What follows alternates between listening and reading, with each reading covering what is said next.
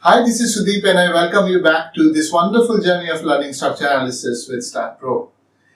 We are moving into a different aspect today about modeling the materials and the properties in STAAD Pro.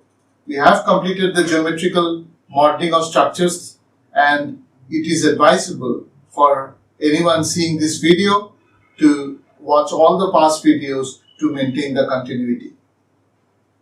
If you are new to this channel, welcome.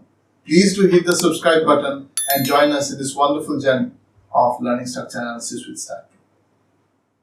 Students who have just been introduced to the subject of structural mechanics would be solving statically determinate problems, and they'd wonder, why do we need to model the materials or sectional properties in STAAD Pro for doing an analysis?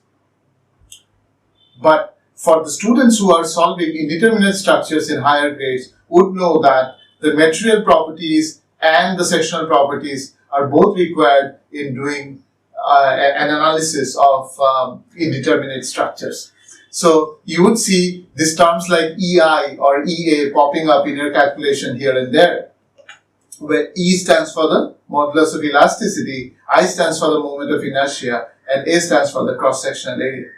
So you would know that even when you are doing manual calculation, at times if it's an indeterminate structures, you would need the material properties and the sectional properties.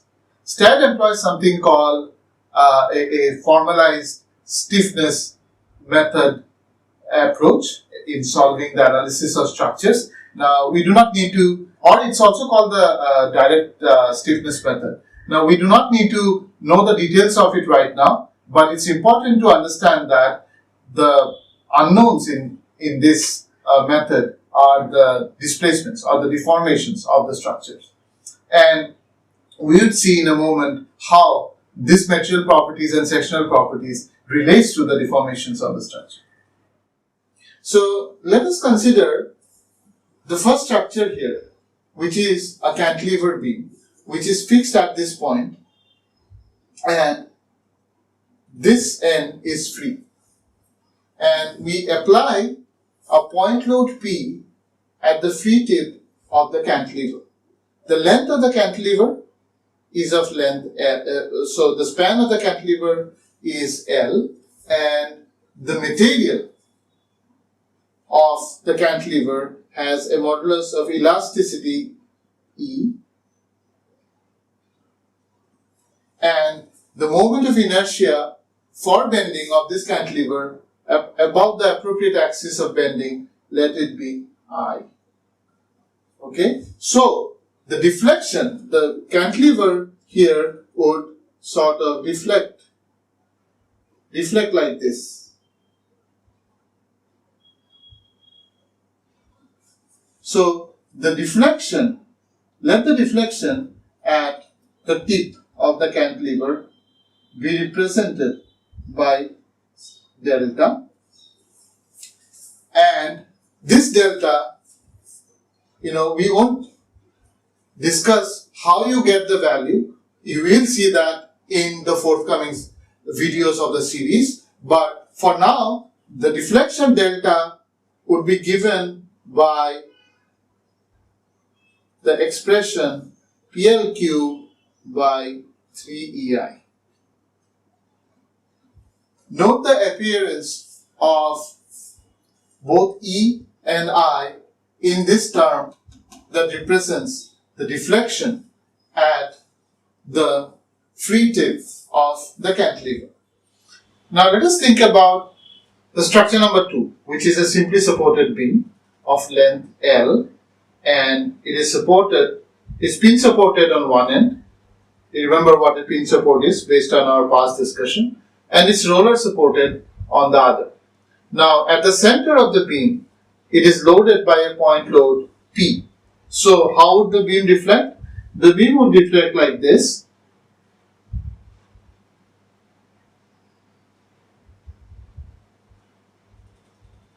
with the maximum deflection of the beam would happen at the center, which we represent by delta under the point load. And how would you represent that value of delta? that delta of that beam, if the modulus of elasticity of the material of this beam is E, and the moment of inertia from the sectional properties of this beam is I, then the deflection, the maximum deflection at the center of this beam would be given by PLQ by 48 EI. Again note the use of the terms E and I in the deflection expression. Now let us consider again this cantilever beam of length L, and let the material be property be E, and the cross-sectional area this time, let us consider that to be A. Now, instead of bending, this cantilever beam is now subjected to an axial pull by this force P, and because of this pull, the cantilever, which is of length L, extends by a small amount delta. So this delta, the value of this delta is given by this expression, P into L by A into E. In this case, note the presence of this term cross-sectional area and the modulus of elasticity in the expression of the axial deformation. So, in all these cases, we have seen that the presence of the term E, which is the modulus of elasticity,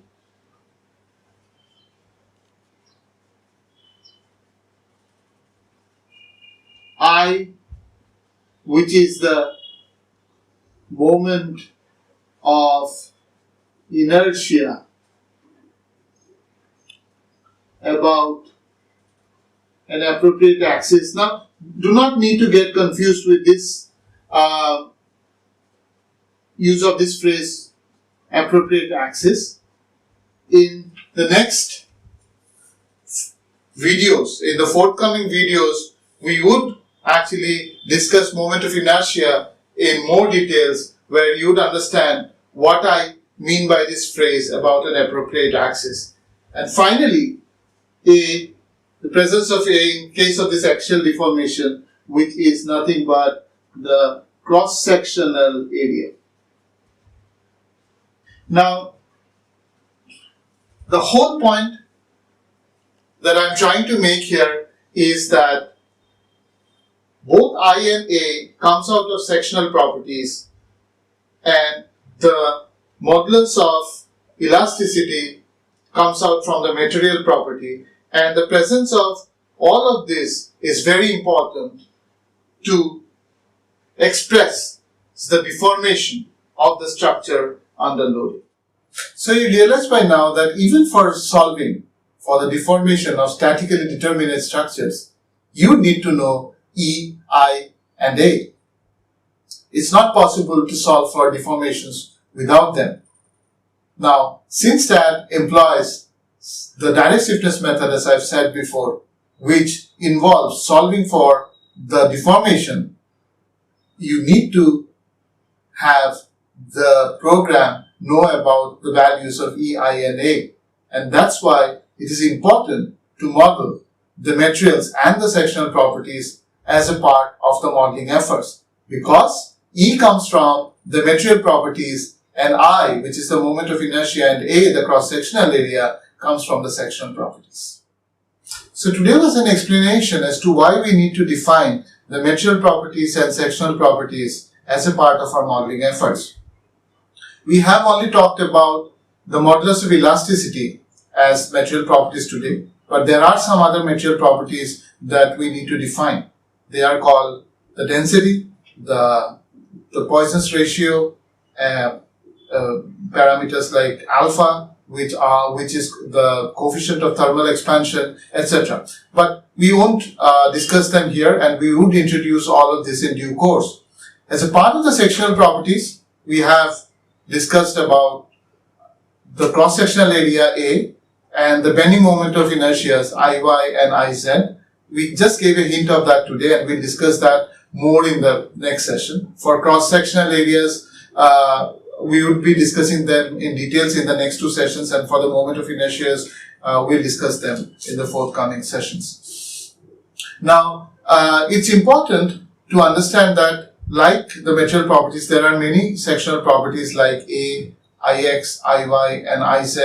There are terms like Ay and Az, which are the shear areas about the y and the z axis. But you need to do a minimum specification of the sectional properties to at least have the program run the analysis.